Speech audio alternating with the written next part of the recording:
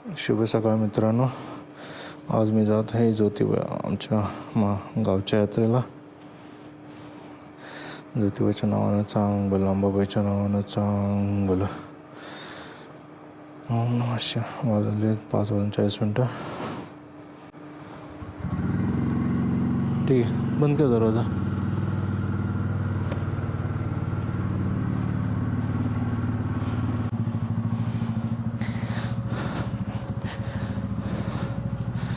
नमस्कार मंडळी, स्वागत एक उन्हाळ मने यूट्यूब चॅनलमध्ये. आज भरपूर दिवसांनी राईडला सुरुवात केलेली आहे. मुंबई ते हलकणी माझं गाव. आता इथून मी निघत आहे. जय शिवशंकर.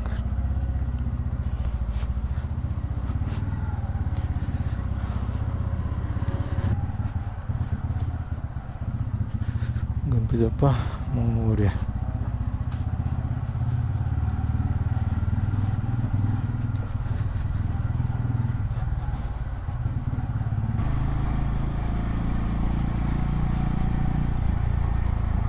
सकाळी 5 वाजता निघणार होतो, जवळपास 5च्या दरम्यान.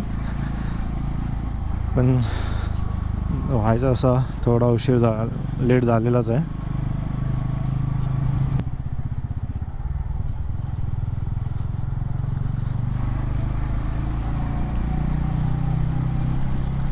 तर गावी जायचं नियोजन असं आहे की आमच्या गावाची श्री महालक्ष्मी देवीची यात्रा आहे, जी 5 दिवसाची आहे. ह्याच्या आधी यात्रा 2017ला झाली होती. आता तब्बल 9 वर्षांनी पुन्हा यात्रा होत आहे.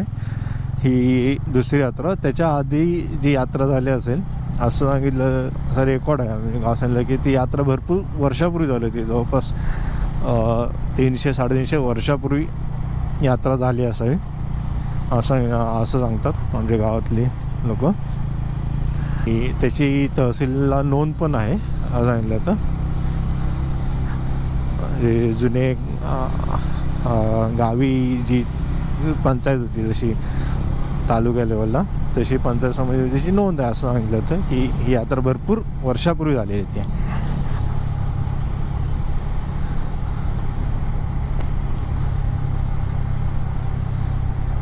आज मी यात्रेनिमित्त गावी जात आहेत. आई वडील गावी गेलेले आहेत. माझी बायको ती तब्येत बरोबर ना, मग थोडी ठीक नाही आहे. त्याच्यामुळे ती माझ्यासोबत बाईकने येऊ शकली नाही. ती मम्मी पप्पांबरोबर येणार आहे बसने. यात्रा आहे 21 एप्रिल ते 25 एप्रिल. हलकणीची 5 दिवस यात्रा आहे. होप की ऑडिओ वगैरे प्रॉपर रेकॉर्डिंग होत असावं. लावलेलं आहे खोपोलीच्या दिशेने. इथून खोपोली किती 45 किलोमीटर दाखवलेलं माझे. आता किती आणि हवेत सकाळी जेव्हा घरातून निघतो ना, तेव्हा लिटरली गरम होत होतं. जेव्हा जॅकेट घातलेलं ना, तर जॅकेट घातल्यामुळे पूर्ण गरम होत होतं. ते मुंबईच्या बाहेर येईपर्यंत. इथं आल्यानंतर थोडा हवेत गारवा जाणवतो.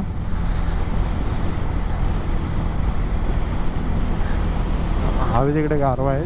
धुक्यासारखे आहे. धुके आहेत की प्रदूषण आहे ते माहीत नाही, पण धुक्यासारखं थोडंफार जाणवत आहे.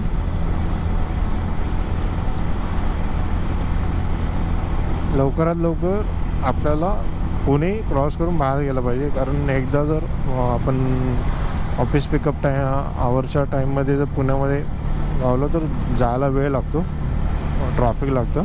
कारण असं 2-3 वेळा झालेलं आहे. ऑलमोस्ट त्या टाईमला आम्ही पुण्यामध्ये पोचलो जेव्हा ट्रॅफिक भरपूर होतं. म्हणून जेवढं लवकर होईल तेवढं आपण पुणे क्रॉस करायचा असा विचार आहे. फायनली आज बघू ना, भरपूर दिवसाने असं एकटा गावी झालेलं आहे सिंगल. पूर्ण जॅकेट, पूर्ण रायडिंग गिअरमध्ये आहे आज. फक्त जे माझे शूज आहेत ते ह्याचे आहेत, आपले ट्रेकिंग शूज आहेत. डिकॅथलॉनचे जे रायडिंग बूट नाही आहेत ते पण आता मी काही दिवसांनी अपग्रेड करेनच. सगळ्या गोष्टी पटकन घेणे जमत नाही, त्याच्यामुळे आपण जसं जमेल तसं आपण रायडिंग गिअर्स घेतलेत. पहिला मी रायडिंग जॅकेट आणि ग्लव्ज घेतले होते आणि नी गार्ड घेतले होते, जे लोकल होते. नी गार्ड म्हणजे नॉर्मल कुठल्या ब्रँडचे नव्हते, साधे नी गार्ड होते जे नॉर्मली आपल्याला 500-600ला येतात, ते स्टीलचे, ते घेतले होते. त्याच्यावर आम्ही रायडिंग केली होती हम्पीला. मी हम्पीला गेलो होतो तेव्हा ती रायडिंग केली, तेव्हा ते आम्ही जॅकेट घेतले होते. माझा मित्र होता सिद्धेश, ते आम्ही दोघांनी मिळून रायडिंग जॅकेट्स, ग्लव्स आणि ते नी गार्ड घेतले होते दोघांसाठी.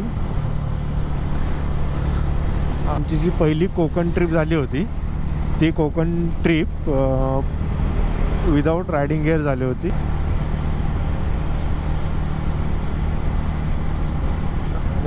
मी बाईक घेतली होती 2023ला जानेवारी महिन्यामध्ये.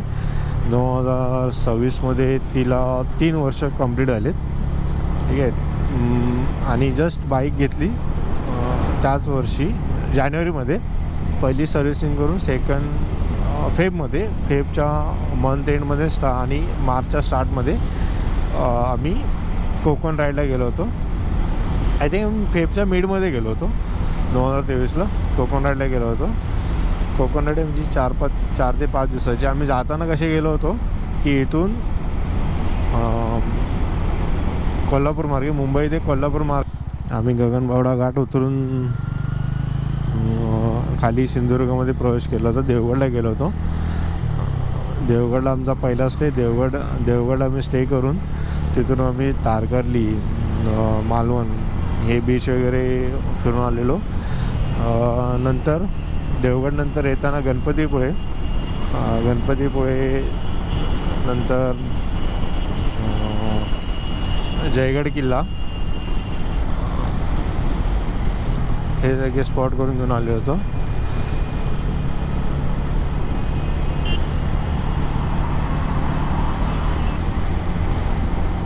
सूर्यनारायण आलेले आहेत. आता दर्शन झालं. माझं सूर्यनारायणाचं दर्शन होत नव्हतं, आता दर्शन झालेलं आहे व्यवस्थित. आणि खोपोलीपर्यंत आपण बहुतेक 7पर्यंत पोहोचू असा अंदाज आहे माझा. नाही पोचलो तर 10 मिनटं मागे पुढे होती आणि काय होणार त्याच्यात. आमची यात्रा जवळपास 300 ते 350 वर्षानंतर झाल्या असा अंदाज आमच्या गावात, आणि रेकॉर्ड पण आहे, म्हणजे असं नोंद आहे असं सांगितलं जातं. आणि 2017ला आमच्या गावातली पहिली यात्रा झाली, ती 5 दिवसाची. तेव्हा मी इंजिनिअरिंगला होतो आणि माझे एक्झाम चालू होते. यात्रा होती मेमध्ये 2 ते 7 अशी यात्रा होती. यात्रेच्या आधी जस्ट माझ्या भावाचं लग्न झालं होतं.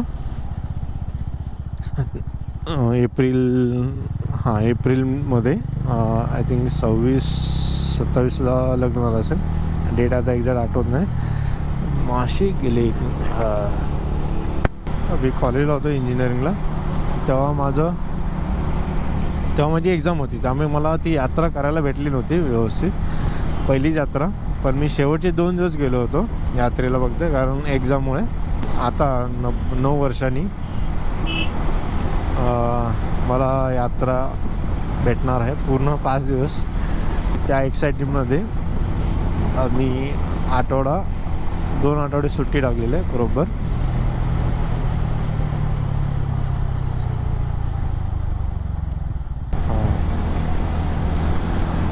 वाजले 7:45. मी अजून एकविरा देवीच्या इथून पण पास झालो नाही, माहुलीच्या इथून पण पास झालेलो नाही आहे. आज भरपूर लेट झाला. 2 वेळा थांबलो, नाही 3 वेळा थांबलो घरातून निघाल्यापासून. एकदा ही टँक बॅग थोडी हालत होती, मग तिला परत स्ट्रीप लावून व्यवस्थित करून घेतली, आता ती हालत नाही. सेकंड टाईम थोडं टायरमध्ये मला हवा कमी वाटली म्हणून मी हवा चेक केली. हवा नॉर्मली फक्त दाबून बघितलं की हवा आहे का नाही बरोबर. तेव्हाच मी एकदा जर माझ्या मशीनने मी हवा चेक केली असती बरं आलं असं, कारण परत मला खंडाळा घाटामध्ये थांबायची गरज लागली नसती. ती अशामुळे जवळपास अर्धा तास तरी अर्धा तास तरी वाया गेलेलाच आहे.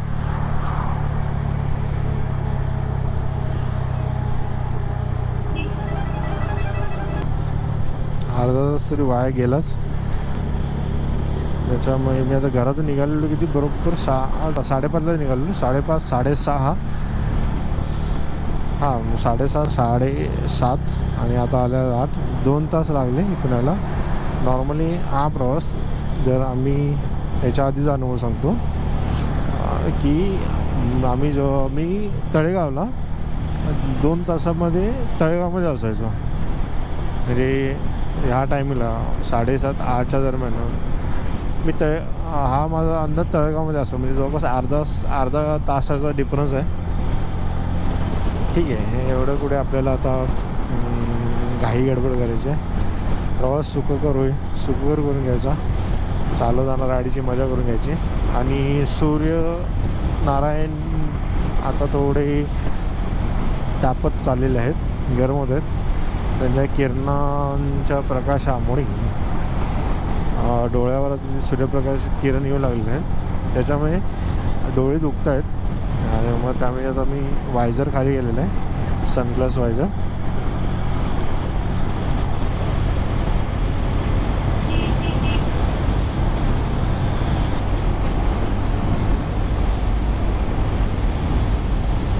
आणि याच्या आधी पण मी गावी माझ्यामध्ये 3-4 वेळा तरी बाईक घेऊन गेलो असेल. 3-4 वेळा तर बाईकने गेलो असेल गावी याच्या आधी. तेव्हा एकदा 2दा रायडिंग गिअर नव्हते. एकदा फक्त जॅकेट होतं आणि नी गार्ड होते, ग्लव्स, हेल्मेट. आता मी पूर्णपणे रायडिंग गिअरमध्ये. आता साताऱ्याच्या घाटाजवळ आलेलो आहे. सातारा घाट लागतो आणि वेडी वाकडे वाहनं चालू आहेत.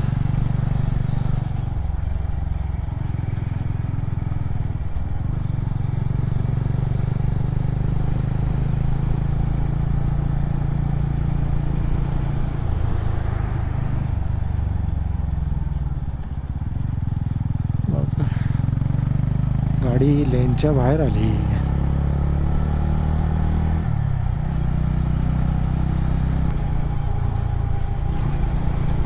रस्ता मोकळा आहे म्हणून काय वाटत नाही.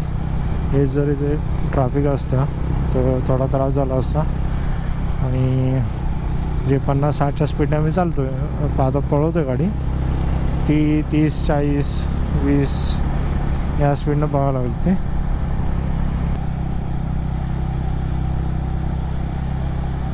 घाट संपला. आता हा उतार, घाट चढून आलो, आता उतरायचा.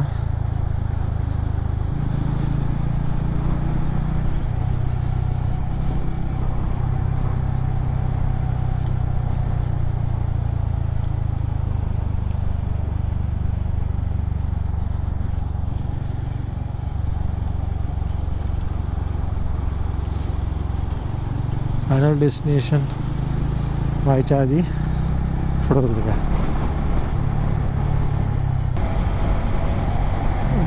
सातारा भुईजवळ आले ना. सावकाश गाड्या, सावकाश चला.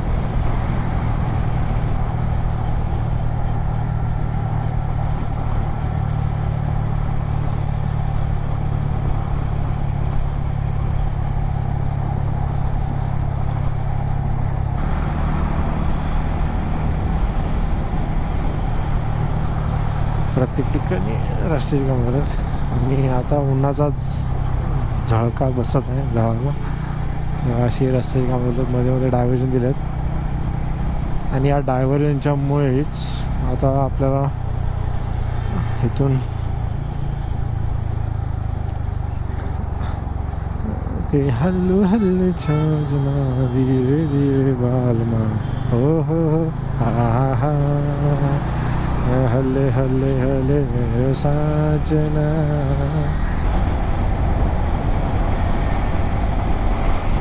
पहिला अशी रस्त्याला झाडं होती मोठी मोठी. रस्ता मोठा केल्यानंतर झाडं गायब झाली. त्यामुळे रस्त्याला झाडांची सावली भेटत आता क्वचितच, जी मध्ये असतील ती त्यांच्यामुळेच. भेटणार. नाहीतर ही अशी मध्ये झाडं होती ती, नंतर काही झाडं तोडून काढलेत. रस्ता मोठा करण्यात आलेला आहे.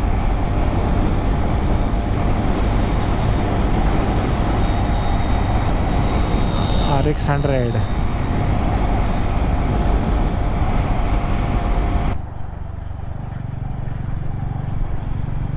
अजून पण रस्त्याची कामं चालू आहेत. हायवे अजून हा पूर्ण झालेला नाही. Diversion, continue diversion. जसं तुम्ही सातारा क्रॉस करून पुढे आला, साताऱ्याचा जो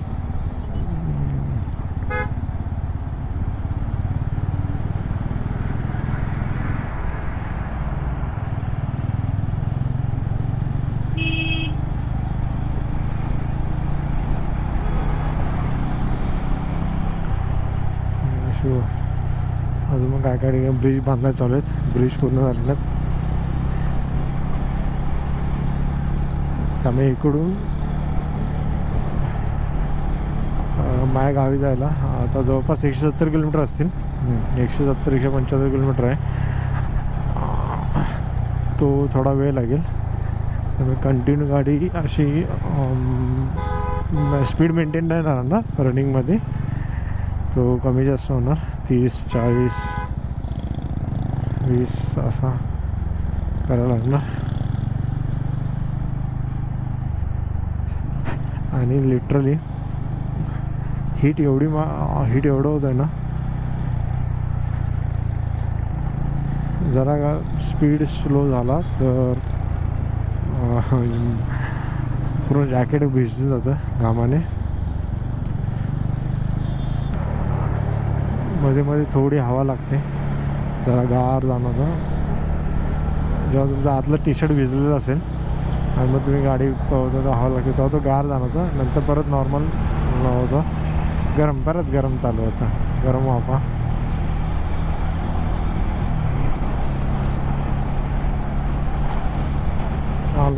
मी पोचलो आहे कराडमध्ये. आणि हा जो ब्रिज तयार होतो आहे तो कराड शहरातून बायपास होणार सरळ. हा जो हायवे होतो आहे त्याचं स्ट्रक्चर असं आहे, तुम्ही एकदा हायवेवर लागला की कंटिन्यू तो रोड आहे. कुठेही मध्ये ब्रेक वगैरे नाही. म्हणजे असा पहिला NH4 कसा होता की गाव आलं की मध्ये त्याला असं क्रॉसिंग होतं. आता कुठेही क्रॉसिंग नसणार आहे. तुम्हाला एक्झिट मारायचं असेल तर ठराविक अंतराला त्यांनी एक्झिट दिल्यात आणि एंट्री दिलेली आहे. प्रत्येक ठिकाणी एंट्री नाही अशी.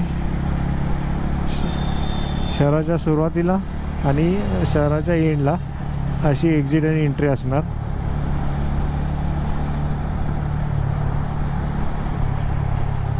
एवढा मोठा ब्रिज आहे लिटरली. तो जवळपास 6 लेनचा ब्रिज आहे. 12:30 वाजता कराड शहरातून बाहेर पडलेलो सिटीतून.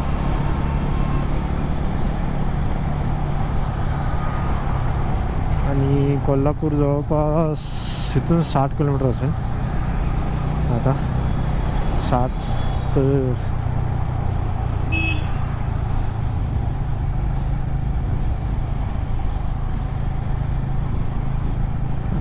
कोल्हापुरात जवळपास 1:30 पर्यंत जाईन जर रस्ते झाले असतील तर. मध्ये मध्ये रस्ते झालेत, मध्ये बायपास आहे. लिटरली बम दुखत आहे, एवढा दुखतोय ना. पण खास हाऊस ती पूर्णच करायची. कोल्हापूरमध्ये पोचलो आहे आणि 1:15 वाजलेत बरोबर. आता कोल्हापुरात आहे. इथून 60-70 किलोमीटर माझं गाव. तहान पण लागलेलं आहे. आता थोडा जरा मोठा पिऊया.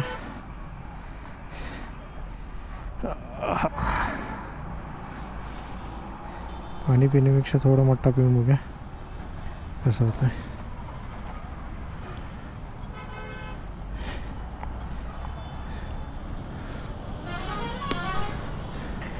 मिरजेचा सुप्रसिद्ध दत्त मठ्ठा पिऊन झालेला आहे. 3 ग्लास पिलेत बसून. पाणी ताण शेवटी पाणी ते पाण्याची गरज लागतेच.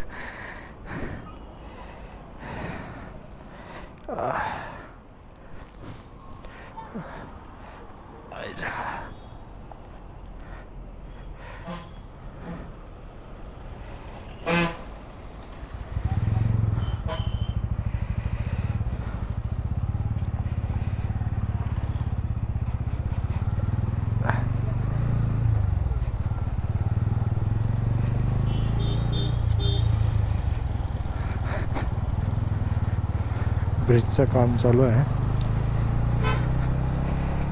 कोल्हापूर सिटीच्या बाहेरचा हायवेला.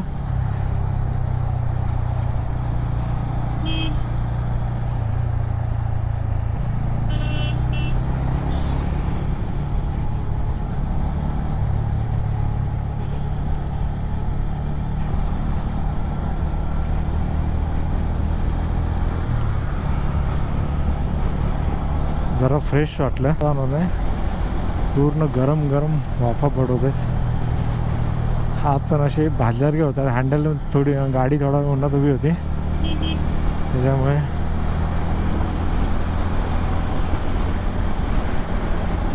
हँडलला हात ठेवतात ना, हाताला चटके बसल्यासारखं वाटत आहेत. एवढं गरम होतं आहे.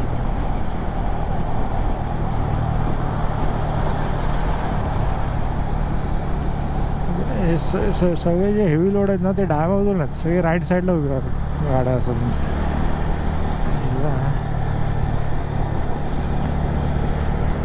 कधी सुधारायचे काय म्हणते. हे असे हायवेला ना मस्त बहार आलेला, फुलं फुललेले आहेत. पांढरी, पिवळी आणि गुलाबी कलरची. मध्ये काही लाल पण आहेत, फिकट गडद.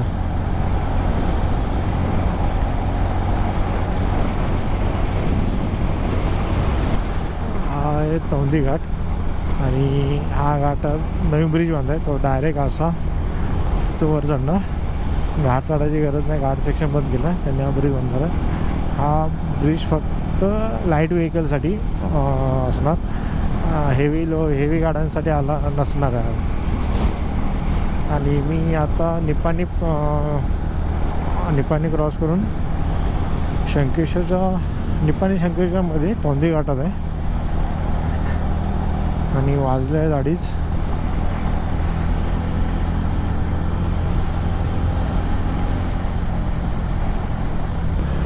असं झालं असतं. पहिला रोड असा फिरून जायचा, त्याने असा काढला आहे सर. हा पूर्ण डोंगर होता, पूर्ण फोडलेला डोंगर. आणि हा डोंगर फोडून ह्याचीच खडी तयार करून ह्याचीच सिमेंट कॉन्क्रीटसाठी, डांबरासाठी हेच वापरले गेले.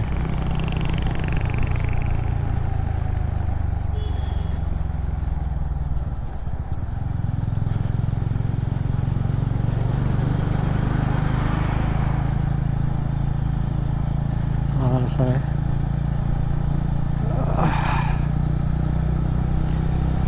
तोंदी घाट आलो गावाजवळ. इथं फाईन जवळच, काही अंतरावरच, काही तासातच गाव.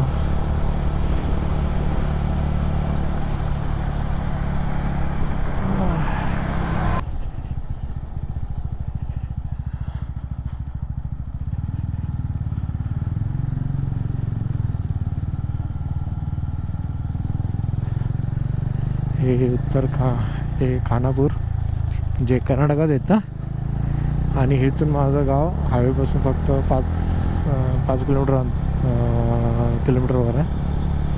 अंतर फक्त 5 किलोमीटर आहे. ही शंकेश्वर हलकर्णी बस जी कर्नाटकातून महाराष्ट्रात येते.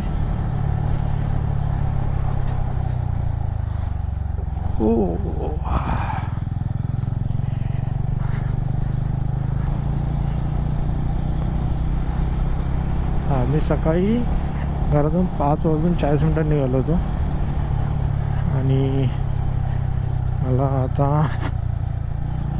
पोचायला बरोबर 3 वाजत आहेत.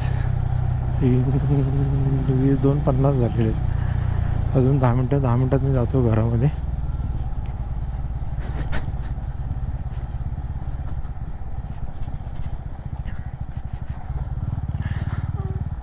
ह्या गावातला रस्ता आहे तसाच आहे अजून, कारण इकडे खडी मशीन आहे, त्याच्यामुळे मोठे डंपर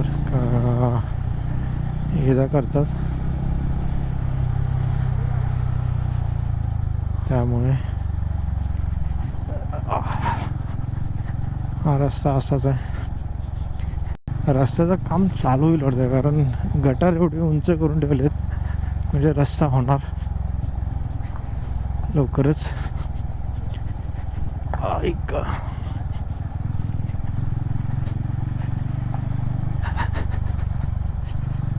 हात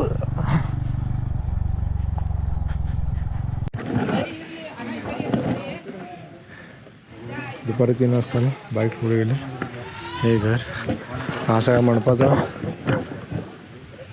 डेकोरेशनचा बिझनेस, त्यामुळे हे कापडं अशी पडले. ते रिकाम चालू आहे. यात्रेसाठी वरती झोपायला जागा, तिथे वरती सामान बसतं, तिथे एका कोपऱ्यात झोपायचं.